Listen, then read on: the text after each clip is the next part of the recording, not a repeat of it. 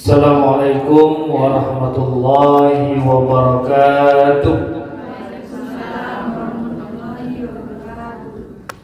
Alhamdulillahirabbil alamin wa bihi nasta'in ala umuri dunya waddin wa ala alihi wa sahbihi ajma'in. Bersyukur kita kepada Allah atas segala nikmat yang tercurah kepada kita, dengan banyak nikmat, termasuk nikmat umur, nikmat agama, sehingga kita dapat bersama-sama duduk di majelis ilmu. Mudah-mudahan menambah khazanah keilmuan keislaman kita, agar dapat meningkatkan ibadah kita kepada Allah Subhanahu wa taala. Amin ya rabbal alamin. Selawat dan salam kepada Rasulullah sallallahu alaihi wasallam dengan wasilah Allahumma sholli ala Muhammad wa ala ali Muhammad. Mudah-mudahan kita mendapat syafaat di akhir kelak. Amin ya rabbal alamin. Ibu-ibu pengajian yang dimuliakan oleh Allah Subhanahu wa taala, beberapa waktu yang lalu menelpon saya untuk menyampaikan kajian. Ya, yang saya sendiri kalau menyampaikannya berdebar-debar, ya, kajian tentang alam selanjutnya. Alam apa, Bu? Jadi kita ini hidup di alam itu ada 5. Yang pertama dikatakan alam ruh.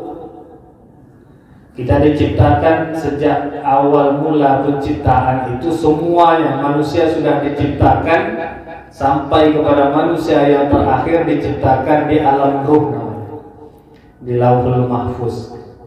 Kemudian berangkat dari alam ruh ke alam rahim, alam kandungan. Pernah, Bu? Tak pernah? Masih ingat? Tak ingat. Alam kedua, alam yang ketiga kita masuk saat ini dikatakan dengan alam dunia.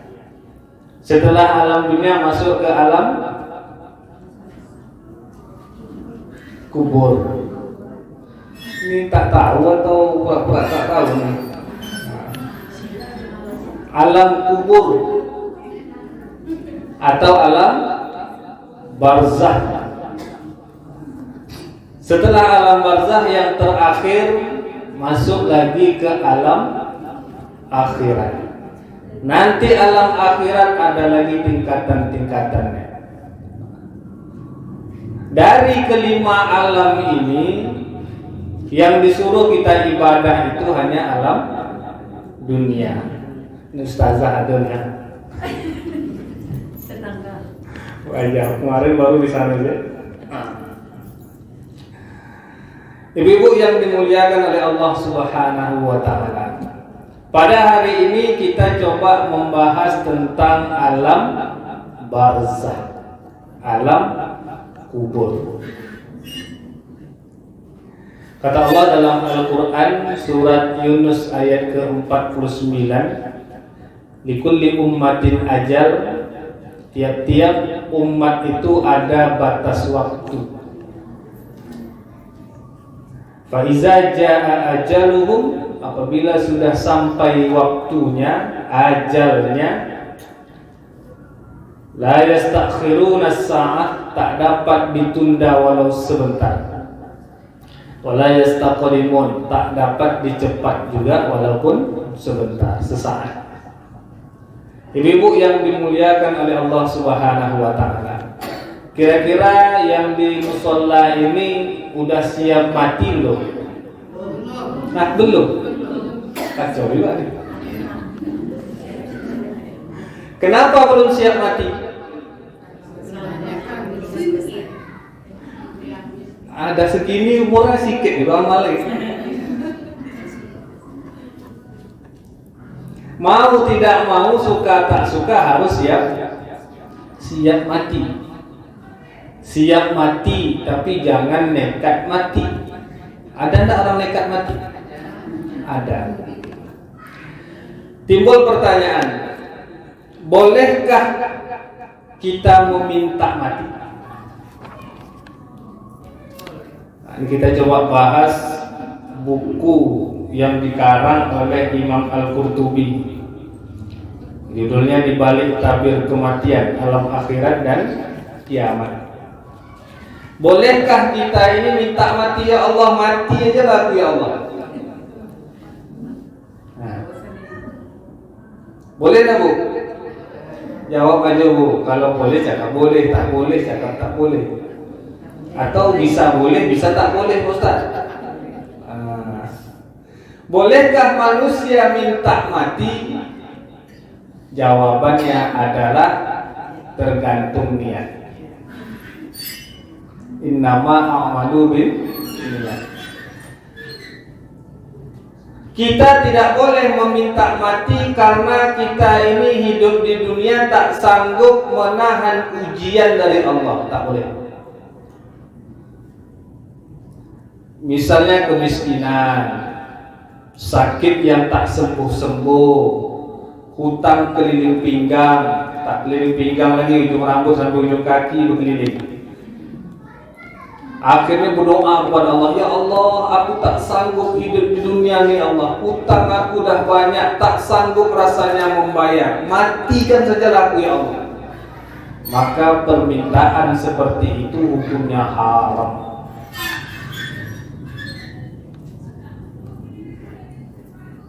Jadi jangan pernah kita itu minta mati.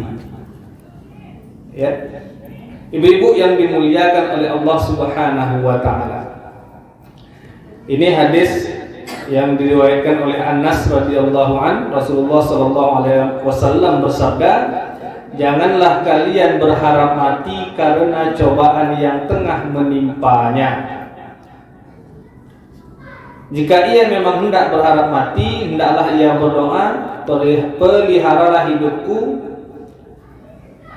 jika itu baik, dan matikan aku jika itu baik."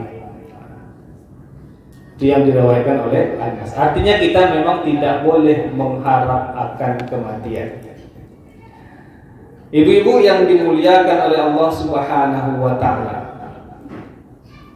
Kenapa? Karena dunia ini memang tempatnya ujian. Kata Allah dalam Al-Qur'an, "Ahasiban nas ayyusraku ayyakulu amanna wa hum la yuftanun." Apakah manusia mengira sudah mengatakan dirinya kami beriman ya Allah, amanna, kami ini beriman. Ibu kalau udah katakan kami ini beriman, Ustaz, wa hum la yuftanun, kamu tidak akan diuji oleh Allah. Kalau kita mengatakan diri kita beriman, semakin kuat ibadah kita, semakin banyak sunnah-sunnah selain wajib yang kita lakukan, maka wahum la yuftanun, Allah akan uji terus. Apa ujiannya, Bu? Walanabluwannakum bisyai'in minal khauf. Allah akan uji dengan rasa takut, takut hilang anak, takut hilang laki, takutlah boleh. Ya, wal ju' wa naqsim minal amwali wal anfusi was samarat, di antaranya. Rasa takut, kemudian kelaparan, kemudian diuji dengan kehilangan harta benda, kemudian diuji dengan kehilangan nyawa dari orang yang kita kasihi, sayangi. Ujian semua. Jadi kalau ada orang mengatakan aku cinta padamu bang sehidup semati, bengak. Mati lakinya mati lah bang. Walaupun sedih kan, sedih pasti. Kalau lakinya soleh, sedih. Cepat betul kau panggil laki aku bang. Kalau ibu-ibu lakinya meninggal sedih, kalau bapak-bapak bini meninggal senyum. Tak tahulah maknanya. Untung tak ada bapak.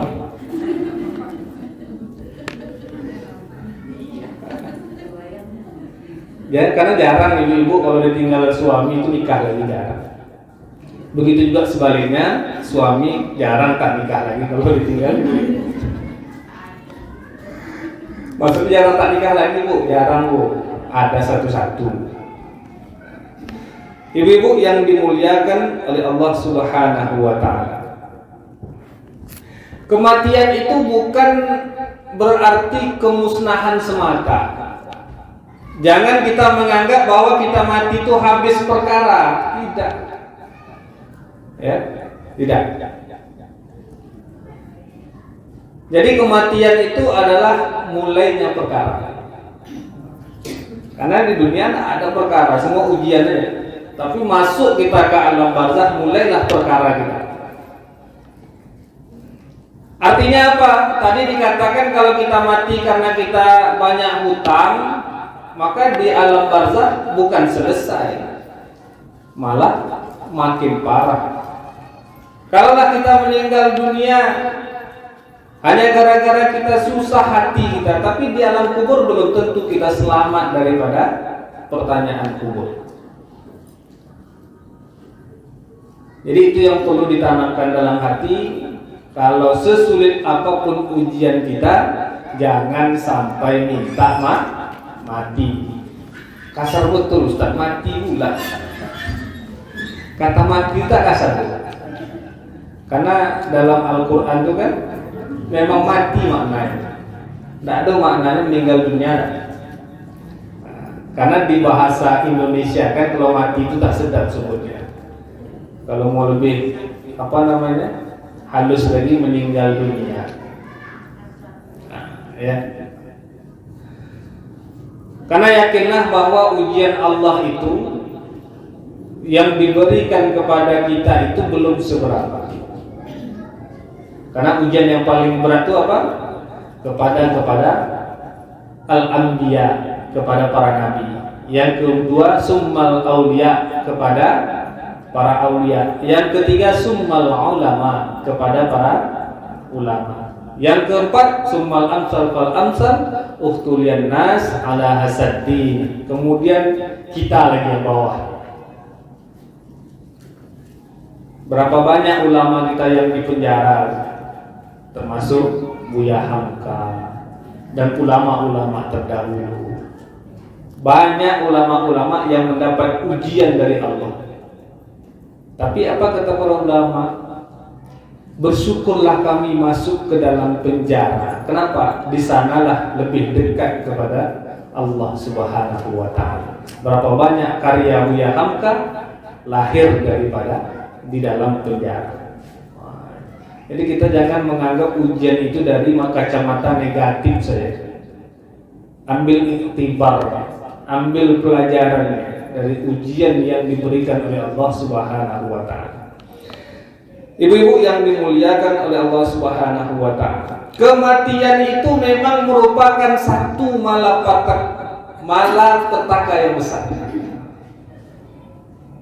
Ya. Kematian itu dikatakan ulama adalah satu malapetaka yang besar. Tapi ada yang lebih dahsyat dari kematian. Apa dia? Yang lebih dahsyat dari kematian adalah orang-orang yang hidup tidak mau mempersiapkan diri menghadap mati. Itu malapetaka yang besar. Makanya Utsman bin Affan asal lihat lewat dari kuburan menangis sampai basah jenggotnya. Ya, menangis sampai basah jenggotnya. Ditanya kenapa menangis? Karena di alam kubur itulah segala-galanya. Seandainya di alam kuburnya selamat, maka selamatlah dia menjalani alam akhiratnya. Mudahlah ia dalam menjalani alam akhiratnya. Tapi kalau di alam barzakhnya dia tidak selamat, maka akan sulit dalam menjalani alam akhirat. Jadi ukurannya itu. Makanya tadi awal-awal saya tanyakan tadi, udah siap mati? Belum. Berarti kalau mati hari ini ya kira-kira cuma tuh kan? Ya enggak? Jadi memang kita ini usahakan harus lebih banyak amal kebaikan daripada amal keburukan. Jadi kalau seandainya datang mati hari ini, siap-siap saja. Jadi datanglah malaikat Israel. Kalau Israel itu kan penamaan malaikat tidak dalam Al-Quran tuh, tapi ada kisah kan, dinamakan Israel. Sebetulnya namanya malaikat maut, datang kepada Nabi Ibrahim, mengatakan, wahai Nabi Allah Ibrahim, waktu engkau sudah sampai, aku nak cabut. Ya. Jadi enaknya Nabi itu malaikat permisi dulu. Apa kata Nabi Ibrahim? Apakah tega Allah yang mencintaiku mencabut nyawaku? Itu kata Nabi Ibrahim. Tak jadi malaikat Israel. Lapor. Ya Allah, kekasihmu Ibrahim mengatakan, apakah Allah tega mencabut nyawa kekasihnya? Itu kata Ibrahim. Apa kata Allah kepada malaikat Israel? Sampaikan kepada Ibrahim, apakah dia tidak rindu berjumpa dengan kekasihnya? Sampaikan ya. Wahai Nabi Allah Ibrahim, kata Allah, apakah engkau tidak rindu berjumpa dengan Allah? Apa kata Nabi Ibrahim? Cepat cabut nyawa saya. Begitu kan? Begitulah keinginan para nabi berjumpa dengan Allah Subhanahu wa taala, termasuk nabi kita Muhammad sallallahu alaihi wasallam. Datang, malaikat datang dulu. Sebelum meninggal pesan pula dulu dengan umatnya. Ya, udah aman kira-kira, cabutlah nyawa. Itulah para nabi yang masih ingat kepada umatnya. Ibu-ibu yang dimuliakan oleh Allah Subhanahu wa taala. Apakah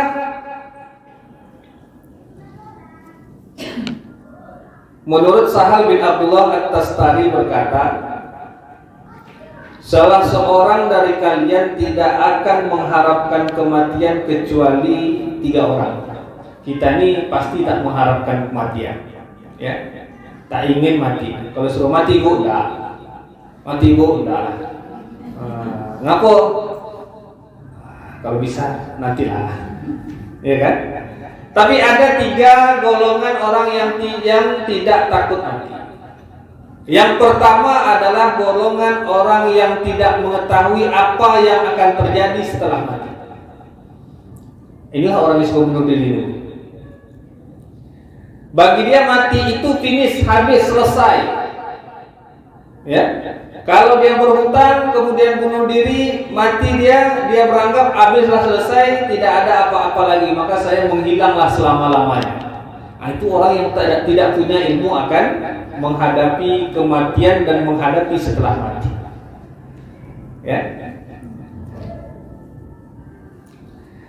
Kemudian yang kedua, yakni orang yang lari dari takdir Allah.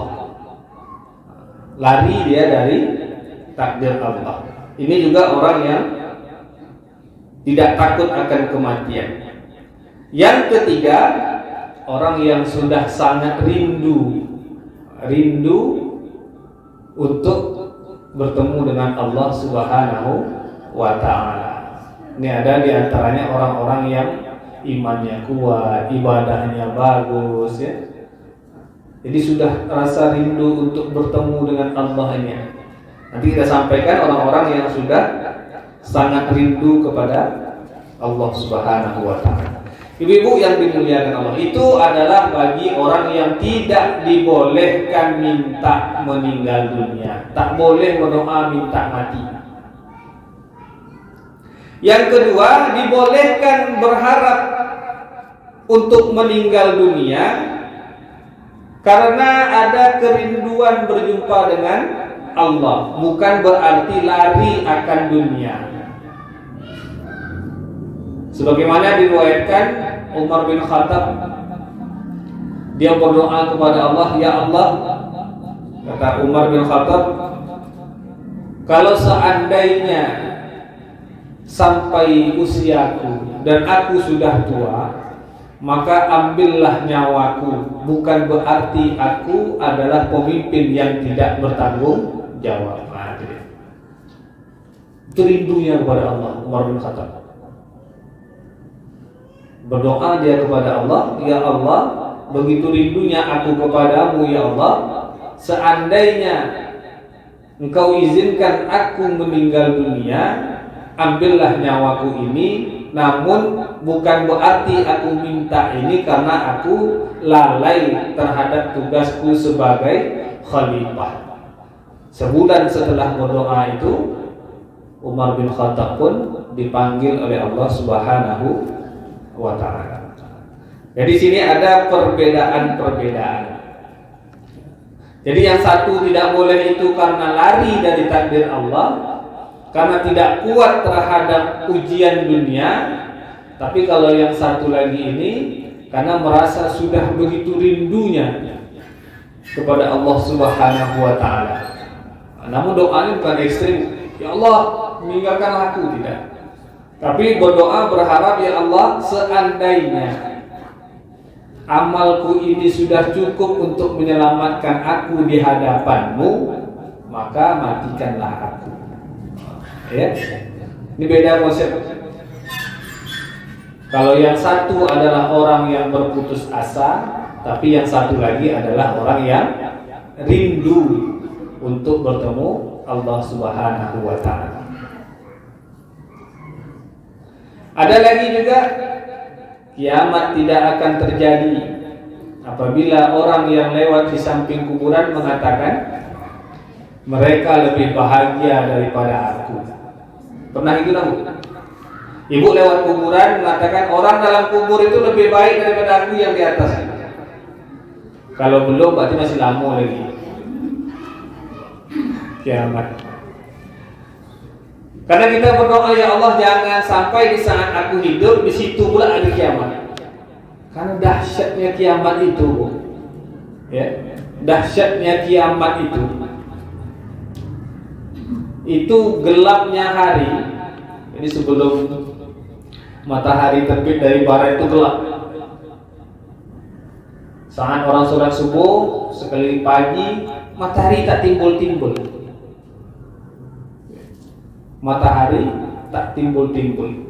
Menurut riwayat selama setahun. Orang sholat juga, ya, berdasarkan feeling. Oh, ini jam 12 lewat nih waktunya zuhur, tapi hari gelap. Ini jam setengah 4 atau jam 4 kurang waktunya asar, tapi gelap. Hari gelap terus. Sampailah nanti masanya datang terbit dari barat. Timbullah matahari dari barat, disitulah tutup pintu taubat. Nanti kita lari, ambil harta, cari uang. Assalamualaikum, imam miskin ini, Assalamualaikum, salam. Aku kami nak bersedekah, kata dia kan? Ngapulah kau sekarang bersedekah kata orang miskin, tak guna lagi dah. Kenapa? Karena sudah tertutup pintu amal kita itu apabila matahari terbit dari barat. Sibuk gitu. Jadi sekarang lah kalau nak berinfak banyak-banyak. Hah? Penting nak buat bunyi loh, Bu. Bawa Soekarno itu kalau ke pasar, ke mall kecil ya. Kalau depan kotak infak besar. Itulah kita. Karena memang susah, sulit memang. Kadang sesuatu untuk dunia itu kadang-kadang memang tidak hanya, kadang masuk ustaz juga kadang-kadang, ya Allah beratnya, ya Allah berat betul lah rasanya. Nak mengeluarkan 50.000, 100.000 untuk sekali infak berat betul kan. Apalagi Jumatan sudah seminggu sekali, sebulan cuma 4 kali. Kalau 50.000 aja masuk sebulan baru 200.000. Kadang gaji banyak juta ya. Nah, beramallah sesuai kemampuan. Jangan seperti Nabi. Kalau Nabi itu dia tidak meninggalkan warisan. Tak boleh Nabi itu meninggalkan warisan. Tapi kalau manusia harus meninggalkan warisan kepada anak cucunya. Jangan tinggalkan anak-anakmu dalam keadaan lemah. Termasuk itu adalah harta. Termasuk itu adalah ilmu pengetahuan dan ilmu-ilmu agama. Jadi itu maksudnya, jangan tinggalkan anak-anakmu dalam keadaan lemah. Ya. Bahkan ada sahabat Nabi itu saking kayanya, Rasulullah berkata bahwa engkau masuk surga, masuk katanya. Tapi masuk surganya merangkak, tak secepat kilat seperti yang lain. Mendengar itu apa yang dilakukannya? Disedekahkan semua hartanya. Apa yang terjadi? Semakin kaya. Kata Nabi, sudahlah, engkau memang ditakdirkan menjadi orang kaya, maka engkau akan masuk surga dalam keadaan merangkak. Jadilah, yang penting masuk surga juga, ya. Jangan kita masuk neraka secepat kilat, masuk surga walaupun dalam keadaan merangkak pun merangkak, janji masuk surga. Apalagi kalau dapat secepat kilat. Ibu-ibu yang dimuliakan oleh Allah Subhanahu wa taala. Siapa-siapa saja yang mengharap mati, yang pertama adalah Nabi Yusuf alaihissalam. Mengapa? Karena Nabi Yusuf sudah mendapatkan keistimewaan, kenikmatan dan segala macamnya, sehingga Nabi Yusuf berharap kepada Allah dalam surat Yusuf ayat 101. Ya. Dia katakan bahwa pernah meminta mati karena sudah mendapatkan kenikmatan dan kesempurnaan dan telah berhasil meraih segala-galanya. Kemudian Nabi Yusuf rindu bertemu dengan Allah Subhanahu wa taala. Yang pertama. Yang kedua, Allah lukiskan juga dalam Al-Qur'an. Allah firmankan dalam Al-Qur'an surat Maryam ayat 23, "Ya laitani mittu qabla hadza wa kuntu nasyam mansia." Ya. Aduhai, alangkah baiknya aku mati sebelum ini dan aku menjadi barang yang tidak berarti lagi dilupakan. Ini ditafsirkan sebagai ibunda daripada Isa alaihissalam. Kenapa Isa mengharapkan kematian? Yang pertama, ia terus-menerus disangka buruk dan dicela. Kemudian yang kedua, tidak ingin kaumnya jatuh dalam jurang kebohongan dan kedustaan. Jadi bukan dia tidak sanggup untuk menjalani ujian Allah, tapi dia sayang dengan kaumnya. Seorang gadis yang beriman kemudian hamil melahirkan Nabi Allah Isa alaihissalam. Jadi dia berharap kepada Allah, ya Allah, janganlah aku lama-lama hidup karena ingin menyelamatkan kaumnya. Kenapa? Semakin lama dia hidup, maka semakin banyaklah celaan-celaan dari kaumnya yang mengakibatkan kaumnya itu terjerumus ke dalam dosa. Jadi bukan tidak sanggup menghadapi ujian, ya, ditiupkan oleh Allah ruhnya Isa ke dalam rahimnya Maryam tanpa seorang ayah. Bukan itu, tapi dia ingin menyelamatkan daripada kaumnya agar tidak banyak memfitnah dia, berbohong tentang dia, sehingga banyak dosa bagi kaumnya. Ya, sama kita bergibah kan gitu ya. Kita gibah orang lain kan dosanya terus. Jadi Maryam tak ingin kaumnya itu terus membicarakannya sehingga banyak menumpuk-tumpuklah dosa bagi kaumnya. Itu makna dari Maryam berharap juga untuk meninggal dunia. Ya. Ibu yang dimuliakan oleh Allah SWT, sambil kalau ada yang bertanya langsung saja tanya, ya, tak apa-apa. Kalau bisa jawab, insya Allah dijawab. Kalau tak bisa, saya harus belajar lagi. Kata ayah saya, kalau seandainya bisa jawab, ibu yang beruntung katanya. Ibu dapat ilmu. Kalau tak bisa jawab, saya yang beruntung. Kenapa? Saya belajar lagi menambah ilmu. Itu katanya. Disampaikan dulu lah. Ibu-ibu yang dimuliakan Allah, nanti silakan saja, nanti kalau ada yang bertanya langsung saja, tidak masalah ya. Abu Umar bin Abdul Bar meriwayatkan dalam At-Tahmid dan Al-Istidskar sebuah hadis dari Zadan bin Umar dari seorang alim Al-Kindi yang berkata, ketika Abis Al-Ghifari sedang duduk-duduk bersamaku di sebuah teras, ia melihat beberapa orang sedang menderita penyakit ta'un. Ia berkata sebanyak 3 kali, "Hai ta'un, bawalah aku kepadamu." Mendengar ucapan aneh itu, aku bertanya, "Mengapa Anda berkata seperti itu? Bukankah Rasulullah pernah bersabda, janganlah salah seorang dari kalian berharap mati, karena pada saat itu terputuslah amalnya dan ia tidak bisa kembali lagi untuk mencari alasan." Namun dijawab, di sisi lain Rasulullah SAW juga pernah bersabda, ya, boleh meminta meninggal dunia karena ada 6 hal. Ya Bu, ada 6 hal. Ini yang pertama, ini yang ajak dulu. Apa yang 6 hal itu? Yang pertama adalah maraknya istri orang-orang yang bodoh. Ya Bu, jadi banyak bisa suami mati muda nih. Tidak. Artinya begini. Maksud bodoh ini bagaimana? Maksud bodoh ini adalah istri yang tidak menjalankan 4 hal seperti kata Nabi. Apa itu? Iza shallatil mar'atu khamsaha, yaitu orang istri yang tak salat. Wa shamat sahraha, istri yang tak puasa. Wa hafizat farjaha, istri yang tak tahu malu. Wa ata'at zaujaha, istri yang tak taat. Ya. Jadi istri yang baik, yang pintar, yang soleh itu pertama sholatnya tak pernah tinggal, puasanya tak pernah tinggal, kemudian punya rasa malu, dan yang keempat taat kepada suami. Itu istri idaman. Kalau dapat itu, maka suami tak jadi doa, ya Allah matikan aku, kenapa? Istri aku ya Allah. Allahu Akbar. Mudah-mudahan di sini tak ada, karena istri sini ngaji semua. Itulah kita gunanya ngaji, Bu.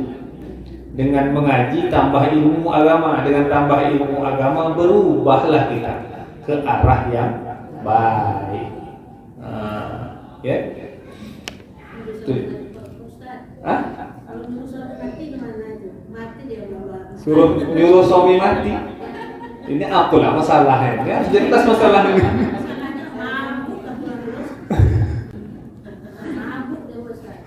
Allahu Akbar. Taat kepada suami itu wajib hukumnya. Ya. Walaupun suami itu tidak saleh. Beda suami ibu. Ibu bisa masuk surga walaupun suami ibu tidak saleh.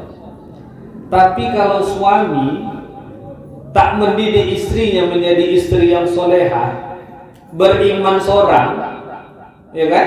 Amal ibadahnya paling banyak sendirian, ikut masuk neraka. Kenapa? Karena istri itu adalah orang yang menjadi tanggung jawab suami. Mungkin pernah disampaikan di alisan kemarin, laki-laki itu tanggung jawabnya istri, ibu kandung, anak perempuan kandung, saudara perempuan kandung sampai dia menikah. Ya. Jadi anak perempuan tanggung jawab bapaknya, istri tanggung jawab suaminya, ibu kandung tanggung jawab anak kandungnya, saudara perempuan kandung tanggung jawab saudara perempuan laki-laki kandungnya. Itu berat. Jadi yang ada di rumah saya itu mau diajar semua. Kalau memang bingal juga orang Melayu, degil, kalau pada mada juga, nah, itu baru lepas Bu. Tapi kalau suami tak pernah mengajarkan, ayah tak pernah mengajarkan kepada anak perempuannya, maka ikut. Jadi berat tugas laki-laki. Jadi kalau yang mabuk tadi itu jangan disuruh mati Bu. Karena mengapa Allah menunda kita mati? Mengapa Allah itu menyuruh kita tidak minta mati? Pertama adalah bagi yang jahat atau bagi yang tak beriman punya waktu untuk bertobat. Bagi yang beriman punya waktu untuk menambah amal-amal kebaikan.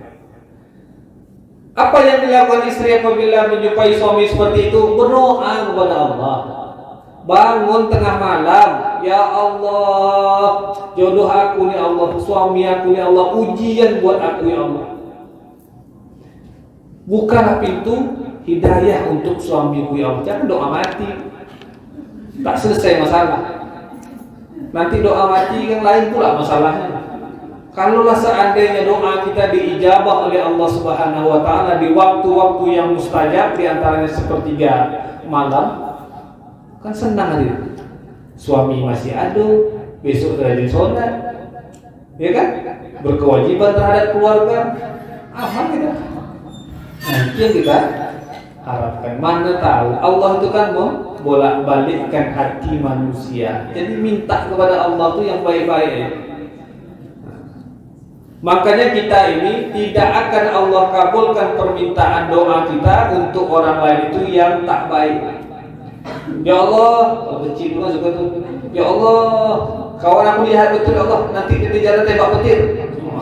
Tak terima tuh, tak pernah terjadi. Ya. Doa seseorang untuk orang lain isinya tak baik tidak dikabulkan Allah. Tapi ingat, doa ibu kepada anaknya walaupun isinya tak baik diampunkan oleh Allah. Jadi hati-hati ibu marah dengan anak bodoh terus anak setan, maknya apa?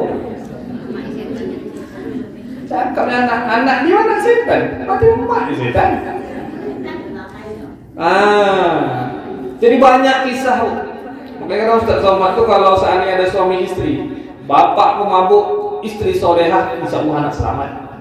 Tapi bapak solehah, istrinya tak, bapaknya soleh, istrinya tak solehah, anaknya banyak tak selamat. Kan dicontohkan tuh Nabi Nuh seorang nabi, tapi istrinya, anaknya tak mau ikut Nabi Nuh. Kan iya. Jadi itu ya. Jadi hati-hati, nggak lagi ibu muda mungkin masih ada yang anak masih kecil. Kalau marah anak itu berhati-hatilah dalam mengeluarkan ucapan kata-kata. Ya. Mawaddah, sakinah, warahmah. Amalan apa yang baik kita sebagai istri supaya mawaddah, sakinah, warahmah? Yang Pak tadi Bu. Sholat kita jangan tinggal, puasa Ramadan full. Mungkin kita banyak puasa Ramadan 3 minggu, seminggu tak diganti-gantinya, gitu kan? Kemudian punya rasa malu. Yang ketiga taat pada suami. Insya Allah sakinah mawaddah warahmah. Kalau tidak seiring, kalau tidak seiring tak sama. Maksudnya tak sama?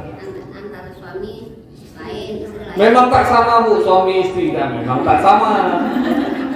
Tujuannya memang tak sama, perilaku memang tak sama, keinginan memang tak sama. Kan dikasih pandangan gak mau deh. Iya memang iya. Ibu kalau dinasihat anak mau nggak? Sama dengan suami ibu. Kalau nak nasihat suami, cari orang yang disegani. Siapa orang yang disegani? Pamannya, abangnya, ayahnya. Cakap, Pak, abang nih Pak, tolong nasihat sikit Pak. Kenapa? Payah betul susulan Pak. Tapi jangan bilang dia kuat ya. Jangan sampai tahu bahwa kita yang menyuruh. Itu bedanya. Karena memang namanya laki-laki ini Bu susah. Ya. Sama dengan ibarat anak menasihat ayah, anak menasihat ibu payah. Suami istri menasihat suami payah, kecuali memang suaminya terbuka orangnya. Kita kan tahu tabiat dan watak suami, kan tahu kan? Tapi Pak, biasanya kita dikasih pandangan nih sama suami ya, begini tukar pendapat. Dia nggak percaya sama kita. Kalau udah kena sama dia baru percaya. Oh iya kata istriku gitu Pak. Alhamdulillah. Kalau masih ada iya, alhamdulillah masih ada tuh. Insya Allah.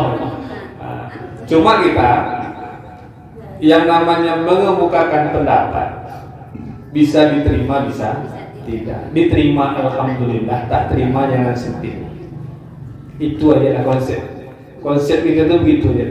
Ini jangan negara itu melayu lah. Abang aja, asyik kata abang aja, kata aku tak pernah dengar. Ini susah.